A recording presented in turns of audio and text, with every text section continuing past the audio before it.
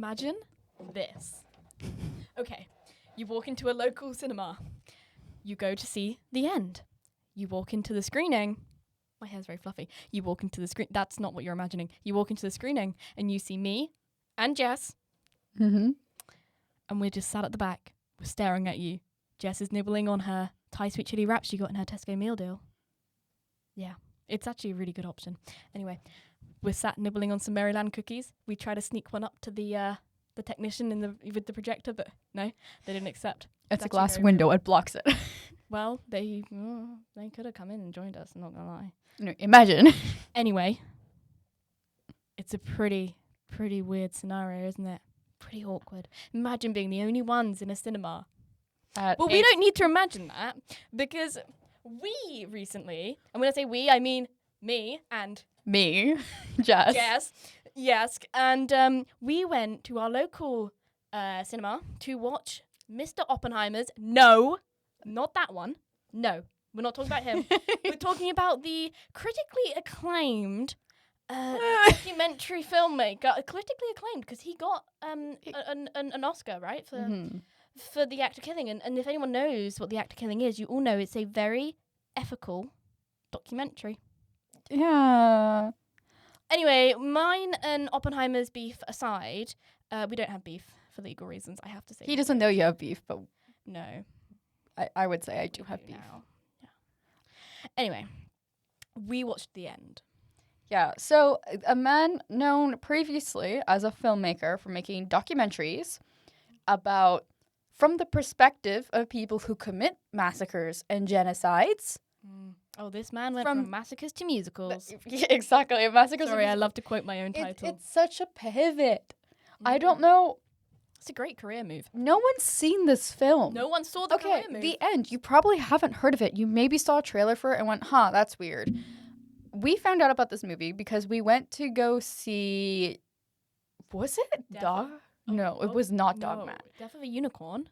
Right? No, it was before. It was before. It was Mickey 17. Mickey 17. We went to go see Mickey 17, and the trailer start, and this film is being shown to us, and it is... No. We don't know what it is yet.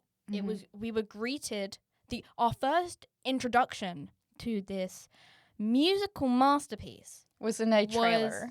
But the opening clip of the trailer they showed in the cinema was Tilda Swinton. Yes, the Tilda Swinton. In a wig. In a wonderfully... The most FAB I've ever seen. In a wonderfully crafted wig that most certainly does not change in fact, anyway, it does not change throughout the film. It's very perfect and very believable. Mm-hmm. So she's in the wig. We are graced by her absolutely lovely singing. I mean, isn't the audio mixing just... Yes. Because the thing is, in the trailer, I think the trailer was about 3 minutes long. Yeah, far too long. But for the first half of it, there was no singing. It was just the acting. And you're like, oh, it's revealed. There's a teenager, maybe. There's a young... 28-year-old man. Well, we didn't know that. There was a young man, and he lives in a bunker. And you're like, oh, it's like an apocalypse story. Like Cloverfield or something, where they're in a bunker. And it's about the life within. And like, oh, this is cool. This is kind of an interesting storyline. And there's oh my God, everything changes. The status quo gets mixed up when a young woman arrives in the bunker from the outside world. And I'm like, okay, cool. So it's kind of like a Fallout meets Cloverfield situation where it's the whole idea of the family dynamics and what's true about the outside world. And then as soon as in the trailer they introduce this romance plot, the singing starts. And I turned to India. And we looked at each other like this. Yeah. I'm looking at you now. It was imagine you're India. And I go... What? Yeah. And then it continues. We're seeing... It was silence, by the way. We're seeing clips of dancing, of singing, the trailer. And then it goes, by Joshua Oppenheimer. And I think we grasped each other's arms. We did. And we just held onto each other's arms just tightly. Clenched. Not like that, but just... we're sat next to each other, right? So we're grasping each other's arms. And it's just what the hell? Yeah. Because if you don't know, we know who Joshua Oppenheimer is. You might not know, but in the past, this is his debut as a fiction filmmaker. And director isn't it and writer. Just a debut. So before this, he's only made documentary works, and they're very controversial. The Act of Killing is a documentary from about the Indonesian massacres of 1964 to 65 or 65 to 66. And remember. Basically he chooses to follow the perspectives not of the victims but of because why would the victims basically matter? the criminals who enacted the genocide and killed people, hence entitled The Act of Killing. And it's kind of like following their sort of, I guess, PTSD or like their history of what happened, because within their country they're not seen as like the general storyline from the government as well is that they were not in the wrong. However, there's obviously like families and victims who like experienced it who would obviously say they saw themselves as heroes, but they see themselves as heroes and like doing something necessary. It's such a chilling watch because there's completely like no remorse, but you follow the main sort of like the leader of this gang, and you can see the way that he's like manipulating the filmmakers to, you know, he's kind of like fake crying about the killings. I would say I don't want to recommend people watch it. No.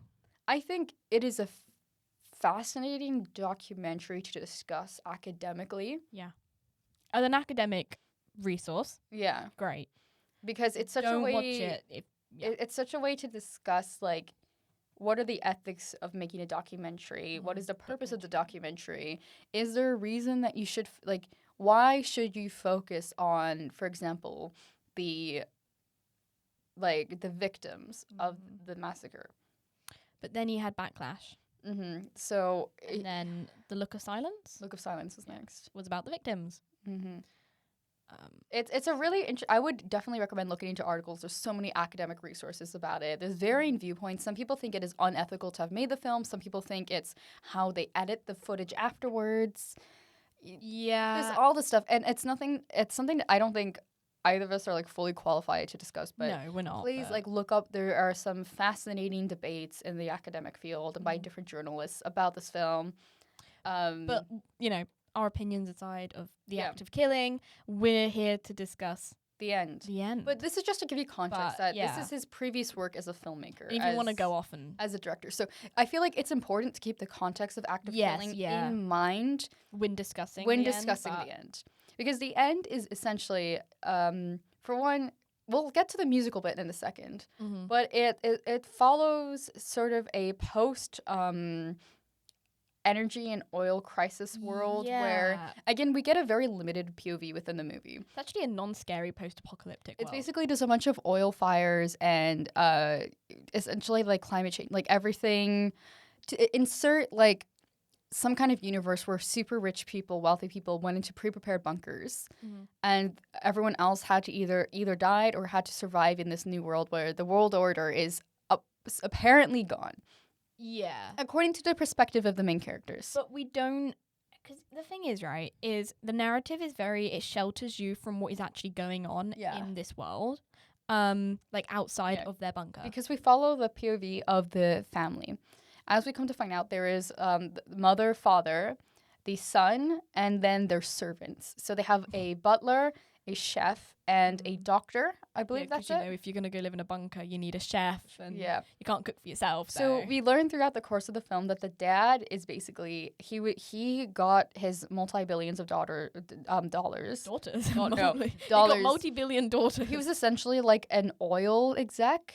Yeah. And he was able to tell about this apocalypse coming and therefore was able to put all of his money and time into making this bunker. Don't you think it sounds silly to call it an apocalypse? I mean, it is an apocalypse, but it sounds silly because when you think of a post-apocalyptic world, you think of, I don't know, zombies. Well, it's basically like a climate change apocalypse. Everywhere. Like, it's more along the lines of Fallout, I would say, than like a zombie. Okay. Oh, I haven't seen Fallout. As in the outside world is like rendered mostly inhabitable. Yeah, okay. Uninhabitable. Yeah, uninhabitable. So essentially, because he was part of the industry, instead of putting all of his money and effort in towards trying to solve this issue for like everybody on Earth, it kind of like he sealed his own fate because of his greed. But because he was in the industry, he knew about, you know, what was coming. So he builds his bunker underground, huge, massive complex. And it's himself, his wife, and their son, who was, I think, born just before entering the bunker. Yeah, he was born just before, and then as soon as he was born, I get the impression he was born and then they went straight Yeah. into the bunker. So Soon as they could take him home. So within this movie, within the movie's universe, all we know is from the POV of the son and what he's been taught by the parents about what the world is. So we kind of know that his worldview is skewed because it's his multi-billionaire father who is instructing him about the world is in the bunker. So we follow them in their routine, and it's a it's a musical. Yeah. I don't know how Yeah. else to address this. It is a movie It's a musical. from the beginning. Yes. Unlike the sort of trailer we saw. Yeah. So you get into it. And context, I don't think anyone has seen this film except for us. Do you know Since Okay. it released theatrically, because all the reviews on like Letterboxd and other stuff is all from when it premiered at the Toronto International Film Festival, TIFF. And I think that was last last fall Yes. or like something like that. Yeah. And so I think most of the reviews are from TIFF. Mhm. I don't know if anyone's seen this theatrical because for context, where we went to go see it was at Exeter Phoenix, which is more like an arts hub or a Yep. community center. So it's not like a big like chain of like it's not View or something like that. Yeah, yeah. So I don't know if anyone's really seen. No, and for such a new release to come to Exeter sort of Phoenix, like, Exeter Phoenix, immediately. yeah. So we were like, is no one watching this film? Yeah. What- Because I guess how it's bad a hard can it sell. be? Because I'm like apocalypse films, I feel do very well. Yeah. Bunker films as well. I mean Cloverfield. But when you add a musical to it, and when it's written by Mr. Oppenheimer, But most people wouldn't know that, I would say. No. I think in the in TIFF people would. yeah, like okay, people who are into the film industry or work in the film industry have knowledge within the film industry would know. Yes. That's something that's film Or to they would be avoid. told by someone Yep. at the festival, and it'd be a thing. When they introduce the film, they would introduce written by and yeah. directed by Joshua Oppenheimer, known for known these for other works. act of killing, yeah. But But I then think if the you're just a general normal- public, I don't. Yeah. Like I was gonna say, if you're just a general public, you're gonna go, Joshua Oppenheimer, sounds alright, doesn't he? Oh, Yeah. It's a musical, I guess. Oh, looks alright. It's got So- Tilda Swinton in it. Yeah. So actually, a big cast. Huge cast, and is it the guy who plays the boy or the young yes. the son, McKay? Yeah. Something- Tom McKay. Wait, I have a I screenshot. can't remember. We will George McKay. George McKay. He is from 1917. I think that was his big break Okay. because they employed sort of like Yeah, they actors had straight some out of film great school. dramatic actors in Mm. this. He was good at some of the singing. They had some who was she Irish? One of the actors that was Yes. Irish. She plays the chef. She was really good. Hmm So also, Very good at singing. I'm gonna bring this up. So, movie musical, Mm. I think is something that has been debated more recently after Amelia Perez, The the masterpiece. Oscars. And we've already talked before. I think also Wicked coming out. It's a big year for movie musicals, right? Yeah. I'm counting it as the same year because Wicked came out in like November, Mm. right? It's not been a year since Wicked yet, and Wicked Part 2 is gonna start promoing this summer, I think. Yeah. I haven't Um, even seen the first one. Oh, I know. don't I get canceled. actually need to see it. So anyway, big year for movie musicals, and I think it's a good year to release it because I think people are already primed to see movie musicals. Yeah. However, I think it falls more into the Emilia Perez La La Land school of movie musicals rather than Wicked. Oppenheimer definitely watched La La Land. like Oh you my said, god, and he went, definitely did. I'm gonna make a musical. Okay, because this film I think it premiered in 2024 at TIFF. Mhm. And then it's released to theaters in 2025 Yeah. this spring. So I Is that think just UK? Is that America? And Is it so he worldwide probably release? filmed it like what 2 years ago. Okay, it premiered at the 51st Telluride Film Festival in August 2024, released by Neon in the United States on 6th of December 2024. I think TIFF was in like September. Okay. Please don't quote me on that. So it was announced in 2021 that Joshua Oppenheimer had the film set with all the stars confirmed, Mhm. right? And in March 2023, Michael Shannon, Moses Ingram, Bronna Gallagher, everyone else other than basically Tilda Swinton, George McKay, and Stephen Graham, which is the family, Mm. everyone else joined in March 2023. Okay. So they filmed in March and then in 2023 and then released like not quite a year later in 2024. Yeah. So I think it could be he wrote it after La La Land. I mean, like, obviously he did, but, like, yeah, I think, I know what you mean. I do think it... It definitely came out, and he went, this is my next big film. Because La La Land 2016 was, like, the release, right? He might have seen it at, like, film festivals earlier. Yeah. But, you know, the time to write the script and then pitch it, get it sold, get the casting range, I heard schedule from it. you, wasn't it, that it took him a while to get the pitch No, sold. I assume. Yeah, okay. Because a movie musical is a hard release. It's hard, especially when it's an apocalypse unless you're wicked. film. So I think my personal theory, because again, there's not a lot of coverage of this film outside of the film festival circuit. I think he watched La La Land because there's so many moments that are obviously inspired by La La Land. The choreography. For George McKay's characters. Yes. His solo song. The solo songs, the lighting and the choreography is very similar to what they had. The leads in La La Land. You know the scene in La La Land where there's a lot of tap and Yep. It was very like heavily the only scene I've seen. Yeah, very heavily like tap inspired. And I don't know. I like if you see it, you'll see like a lot. I think a lot of the cinematography is also inspired by La La Land. Yeah, which isn't a bad thing. Which isn't a bad thing. I think filmmaker is inspired by another filmmaker. La La Land, I think cinematography wise, like it's beautiful, and I don't think there's I'm not dissing anybody for referencing it or anything like or being inspired by it. However, I don't know if it worked tonally. I definitely think it was a turning point in movie musicals, though. Yeah, definitely. So essentially, so limited theatrical release in the United States in December, and then movie acquired the rights for it in the UK, Ireland, Germany, Austria. So like,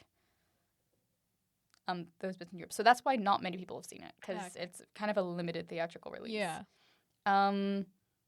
It's been nominated for the Chicago International Film Festival, the Gold Hugo Award, or it was nominated in 2024. But I think it's interesting because I think movie musicals always same with stage musicals. It requires a certain suspension of disbelief. Yeah. That I think you already have when you're watching an apocalypse or sci-fi film. So I think it can work. However, in the case of this film, the reason why it didn't work was the sound mixing and the lyrics. Yeah. Well, as we found out, which we already knew. We already knew who wrote the lyrics. We had our suspicions. We knew who wrote. We knew going into it that Joshua Oppenheimer had written. He wrote the everything. Film, yeah, but we weren't sure if he had written the lyrics. No. So we were going, maybe they were written by someone else. Because he directed as well. Yeah, maybe it weren't just him. Maybe he gave someone else that role. Let's just give him the benefit of the doubt. However, we were wrong. He most certainly wrote them. We knew he wrote them deep down. We just didn't want to admit it. Because the lyrics and the instrumental it wasn't quite harmonized together. I mean that in like the figurative sense, not like the musical phrase. I think another issue for me was the sound mixing, and this is an issue I had with Emilia Perez, where I think it is hot take. I think it's fine if you record the audio in a studio. Yeah. Because that's also been the case for a lot of films, right? That's fine, yeah. Including like I think even in The Heights did that a little bit. I haven't seen it, but they do that for the ensemble in Wicked. Okay. Right? So you record the audio like afterwards or ahead of time and then try to sync it, right? The issue is switching between the studio recording and the live singing on set. Because Moses Ingram blew me away with her singing. She is an so good. Excellent voice. She's perfect in the role as well. Her and Gallagher. Yeah. Gallagher's also amazing voice, really strong, deep, soulful, like incredible actresses as well. And then you have Tilda Swinton in a really oddly pitched falsetto that is being pitch corrected and obviously sung in the studio and placed over, but it doesn't quite work with the mouth movements. And it's so, you know, when you listen, this is a thing that Emilia Perez, if you watch that film, you know, when you listen to it and you can hear the pitch, like the editing they've done and you can hear the Calm editing. down. Sorry. You're getting too enthusiastic. You know when you can hear that they've like auto-tuned this, it Yeah. becomes almost uncanny valley singing. Yes. Especially when there's a scene with Moses where she's singing live, where she's in her bedroom. Mhm. Incredible. And we could tell it was sung live because it obviously sounds so different audibly. And then it cuts into a song sung by Tilda Swinton. And it's just go completely. Right, yeah. I think it ruins They like start to harmonize, and it's not because they're good. trying to mix in person with the Yep. studio, but the way they've Doesn't work. edited Swinton's audio is just so off. But it doesn't blend. Like, their No. voices don't blend, and if they just didn't pitch Because correct it's this her- really weird falsetto, and I know it's probably a character choice, but Yeah, I can kind of see why it would be a character choice, but it doesn't work. It doesn't work with. It just doesn't. I don't know how to Yeah. explain it, but it just doesn't work. It's not pleasant to hear. Do you know what I No. mean? There was times where we actually cringed. Yeah. Oh, that. Like, But listening no one to was it. there to see it. Because again, like we said at the beginning, it was just us in this Just theater, us. in the Oh, back row. And we had a late viewing as well. It was It half was like 8. 8:30, and I This went until film like is 11. 2 hours and like 36 minutes. Yeah, so it's like a length of a musical. We left at 11:08. Yeah, and they locked up the doors as we exited. They were waiting for us to finish. I have never ever. I feel bad, but I also love the experience. Because the thing is, they came and checked that we were sat in this. Yeah. And they skipped the ads. Oh, but I really love the ads. Yeah, but they skipped. I a wanted bunch a of the short ads. film this time. Yeah, they skipped over the like pre-show ads and they just went straight to the trailers. And we're like, oh, Yeah. okay. Like as soon as I sat down, they turned the lights Yeah. off. Like, They were really waiting for us. They're like, Yeah. yeah. They didn't even check our tickets because like we were No. obviously the only ones. mhm. It was nice though. I enjoyed watching it because I think being able to talk aloud and react to this film. We heckled this film so much. Because another I thing. felt like we were Statler Yeah. and Waldorf from the I- Muppet Show. Because I will say the cinematography. The film looks beautiful. I think the sets are really interesting. It's basically the underground caverns and then the bunker house, which is sort of like a fully traversable Oh. set. It's amazing. And the cinematography, the shots, they go Yeah. through one room to another. We know how the house is laid out. Because within, like, essentially the first half an it's hour. like a stage set they've built where it's sort of like there's an open center and then all the different rooms. So the coordination with the camera work, different choreography, I think was really interesting, and I do commend them for that. That is my positive. I think the set design was also really good. Well, that was on my Letterboxd review. I said, I marveled at the cinematography Yes. and the set design, and where I need to give praise where it's due, and like it is those aspects of the film are good. Yes. Right, there's always a positive and there's always a negative. And I'm also intrigued by the concept because I like sci-fi movies. I like the sort of apocalypse movies.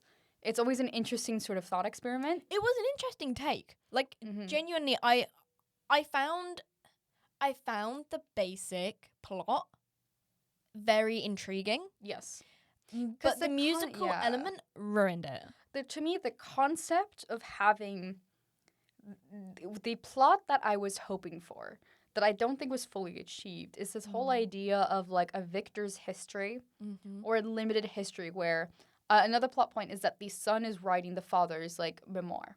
And it's very much, you can tell it's a very corrected history. Because I think one of the lines is like, my work in the oil industry in Africa was just a way to achieve my true passion, helping underdeveloped nations. And it's such like a blasé lie. Yeah. And it's obviously trying to make him like puff up his ego or whatever.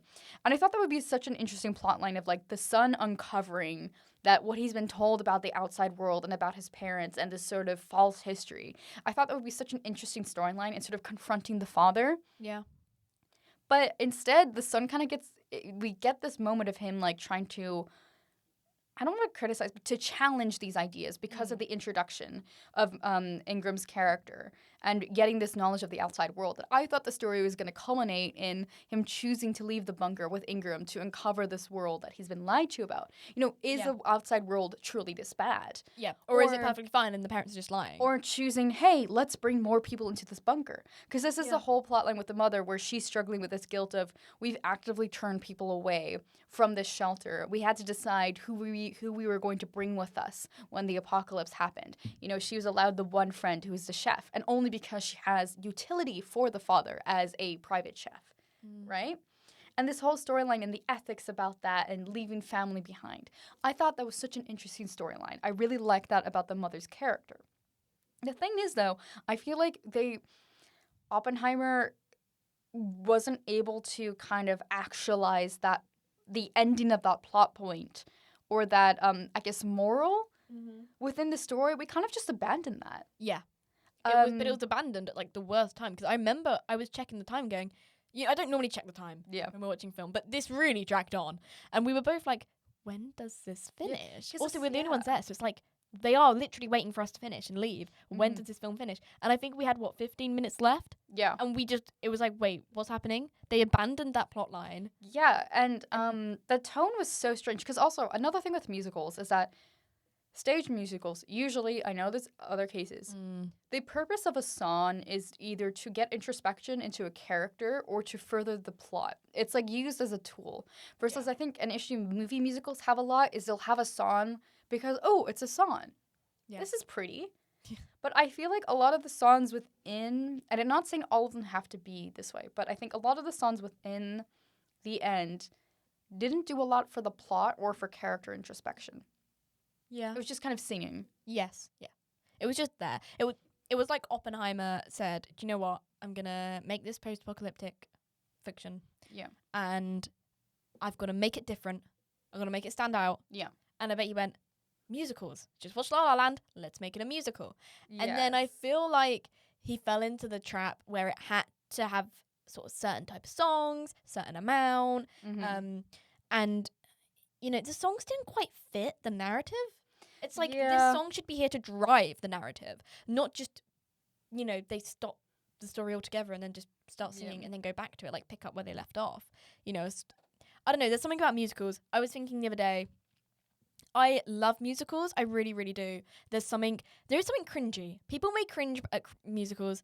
I do. Like, we cringed at this one. But there is this magic to a musical. And I love it so much, But I didn't feel it with this one. But this, and with Emilia Perez. Yeah. No, I felt it a little bit with Emilia Perez at the beginning. And then it went downhill, like the first song. But then, with the end, there weren't even one song that I somewhat liked. I think George McKay's song, but I think George McKay's audio was also weirdly edited. I think Moses Ingram, her solo, I think, is it called Forever? Yes. I think that is one of the only times that I was like, oh, this is like, I saw the potential that the film had, and it really irritated me that we didn't get that. Yeah. Also, the lyrics just didn't work, or they started rhyming, then they stopped rhyming, and you can say it's a creative decision, but at the end of the day, it weren't it weren't pleasing. I appreciate experimental film. I like when people try something. Like a lot of the reviews call this like a bold swing. He's trying something. Well, I praise him for that he's trying something new, something that Hollywood may have not experienced yet. But yeah, and this is where a lot of the criticism I see of it, because some people loved it because of the experimentation, and other people criticize it. I think for me personally, if there had been I don't mean it needs to be satisfying ending for the characters. I mean within the narrative, if they had properly tackled this plot line that was emerging of the whole addressing, who writes history, or, the kind of the son's perception of the world. If they had moved that forward enough, I think I could have accepted the rest of the film. But because they just kind of abruptly stop addressing that plot line, and they instead move on to, oh, guess what? He's going to turn into the dad now. I could accept that if it was like, oh, it's the failing of his character rather than, oh, it just happened. Because there's a time skip in the last 5 minutes where we have this, what seems like we're coming to a climax of the film, and then a character dies. And then you think, oh, this is going to be the turning point for George McKay's character to kind of realize things. But no, we then get a time skip about like a year or two later. Guess what? He is married to Ingram's character. Yeah, and they have a kid. And then they all sing this really depressing song, which I could accept if the story had been developed to the point where this is like the what you call it when someone like deserves something that happens to them, like like this is their karma or this is a fate because of the decisions they made. Yes. But instead, it seems we just kind of skipped to this conclusion that he became like the dad. Yeah, which again, I feel like that could be good narratively if there had been a build-up that would suit that.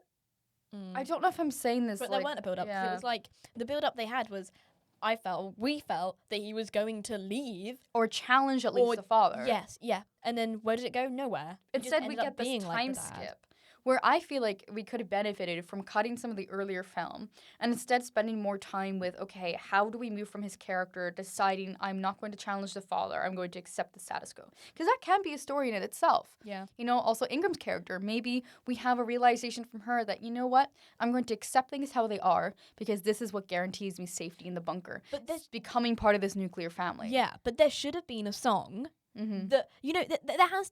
It would have only worked, because it's a musical, it would have only worked if there was a song that drove the narrative from him being childish and then challenging his father to him then accepting that maybe he has to be like his father in order to survive. And I think that could have been interesting. I think that could have been a good plot line. His solo song could have been that. That could have been used that. Instead, the solo song was him grabbing a bunch of guns that they have randomly.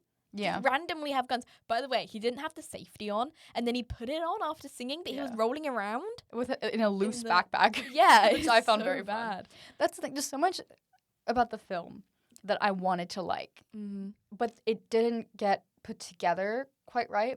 And bringing back Oppenheimer as the creator, I think, is really important when discussing this film because his previous work, let's say, ignoring any critique or any whatever, is about who writes the story, who is the victor. And I think having that and his documentary work informing this film would have been such an interesting way to tackle. This is a former like oil billionaire who kind of caused the apocalypse and used his knowledge about this oncoming, you know, climate issue to instead pour his money into making this massive complex underground for himself, his family, and his servants. And is still living this life, the same life he had almost, but underground.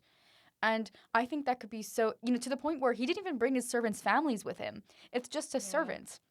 And you see his empire dying out because he's getting into he's like 70, 80. Yeah, his we were really struggling figuring out people's ages. The servants are also aging. And I think it could have been such an interesting concept to explore about, you know, the whole idea, are you truly a billionaire if there's no one to, like, be a billionaire above? Like, if there's no other class, what was the point? What is the point of all this wealth if you couldn't even save, you know, your own point of, like, I think it could have been such an interesting topic that I feel like we get brief moments of it throughout the film, but we never fully... It's just kind of sprinkled. The idea is never fully articulated. And I think Oppenheimer, whether or not I, like, agree with his, like, documentary practices, I think he'd be such an interesting person to tackle this idea of like false history, this idea of like you're following the perspective of someone who perpetuated a crisis for other people and is now living with the impacts of that upon himself. Yeah. That's kind of what the act of killing is about. Yeah. And I think this is such an interesting concept that he's also covering within the end. I think it could have been a really good film. But I think he I don't know if Oppenheimer's just not self-aware enough, if it was too big of a project to fully write about. I don't know what There might have been funding issues. I don't know. Especially because this is such a strong cast with big names and he managed to get signed on. What I noticed, or we noticed again, was in the credits, it was Tilda Swinton executive produced it. She obviously helped fund it. There was something in there she liked. There was faith in this project. Well, yeah, but like credit, like I keep saying, credit where credit's due. It has a strong plot. Yeah, it's just not developed. Yeah. The concept he is holds there. back a little bit. Yeah. And holding back and then having that musical element doesn't help. I also think it would be in the current like political climate and where we're at right now in the world. I think it would have been such an interesting film. This whole thing about this climate crisis that was caused by this basically like mega capitalist who instead of using his money for the people and for the world, used it for his own benefit and to further his own wealth, is now stuck with the repercussions of that. Yeah. You know, I think that would have been such I feel like people would really resonate with that story. And instead, we kind of just don't. We kind of got. Nothing happens. An unfinished. Yeah. An underdeveloped. And I think it would have been musical. So interesting. Yeah, so I'm really interested about what this like hypothetical film that I've been imagining, like how it would have performed at award season, but also the end that we got. I wonder how it's gonna do. I mean, it would be eligible for the award circuit this next season, right? Yeah, I would. So like BAFTAs and Oscars and everything. I'm Yeah. very curious what the reception will be, because I think that's also when the general public is gonna start watching it. Yeah. Is when it's Oscar season or BAFTA season, because that's when you start hearing about all these like artsy movies that you're like, oh, what is that? Like that's Yeah. what happened with Amelia Perez. It Yes, released yeah. ages before, but it was only once it started getting nominated that people started watching it and the discourse started. So, yeah, the end. Anyway, The movie ended. the end of the end. The end of the end. Yeah, that's it from this episode. I guess. Do you have any final thoughts before Not really. I Yeah. think we should end it? Yeah. end it. Wow. How would you like to end it? Well, I have Jess? one thing first. Yeah. Question to you guys, the audience. Have you watched the end? Is it available to see near you at all? And if so, what did you think of it? Like as a movie musical? If not, after watching this video, are you interested in seeing it? Let us know. Also, did you know about Joshua Oppenheimer and his like films before this? If you were in any film seminar that's about documentaries, you would know. Yeah, you would. Other than that, India, how should we end this? I think we should end this episode with how Tilda Swinton Mm-hmm.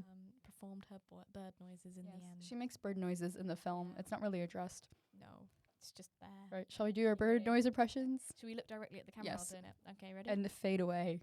yeah, and I'll fade it. All right. Let's go. Also, this is maybe not our genuine bird noise. No, we're No. trying to emulate Tilda Swinton's character's bird noises. And her bird noises Yes. are really bad, so mine are actually probably Right. going to be quite good.